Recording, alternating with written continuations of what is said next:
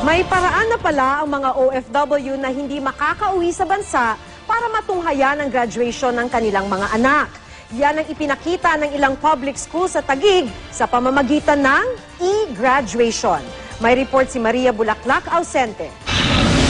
Sa bawat marcha ng mga mag-aaral na magtatapos, kaakibat nito ang ligayang hindi matatawaran. Dahil sa ilang taong pagsusunog ng kilay, sa wakas, mahahawakan na rin ang minimithing diploma.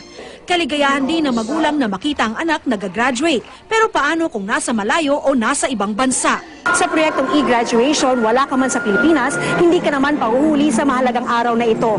Dahil iyong kamag-anak, mapapanood mo in real time mula sa kanyang pagmarcha hanggang sa pagtanggap ng diploma. Tulad ng graduation sa Signal Village High School at Tipas Elementary School Annex sa Taguig City, live na napanood sa internet.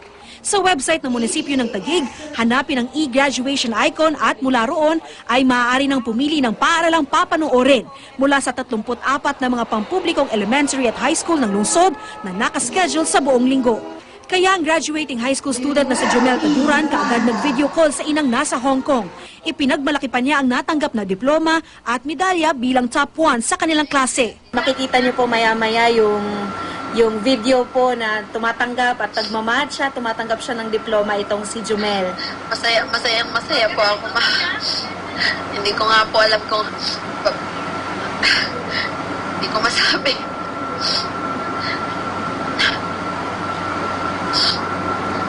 Anak, congratulations. Kahit wala si Mami, nag-aral kang maigi.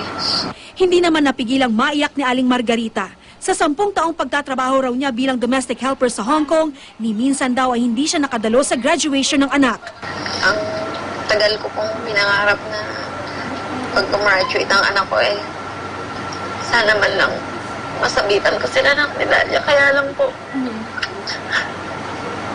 hindi ko po magawang umuwi.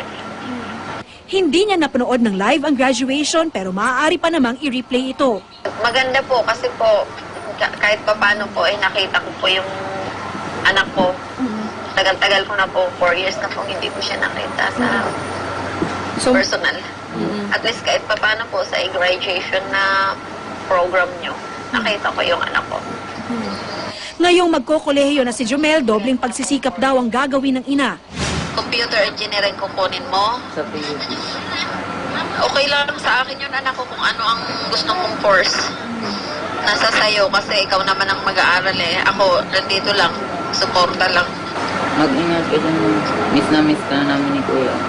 Anak, kahit malayo ang mami mo, mahal na mahal ko kayo ni Kuya mo. Mag-aral kang mabuti. Ayon sa IT Department ng Taguig, kalahating araw lang daw nilang sinep up ang e-graduation. Wala pa raw silang ginastos. With an ordinary laptop and a DSL connection and a camera, you can broadcast. Naasahan namin na hindi tayo magsasuffer sa mga technical glitches at magawa natin ito sa Kalakhang Taguig. Pagsunod na rin daw ito kasi ng lungsod sa itinakdang no graduation fees ng DepEd. Maria Bulaklak Ausente, GMA News.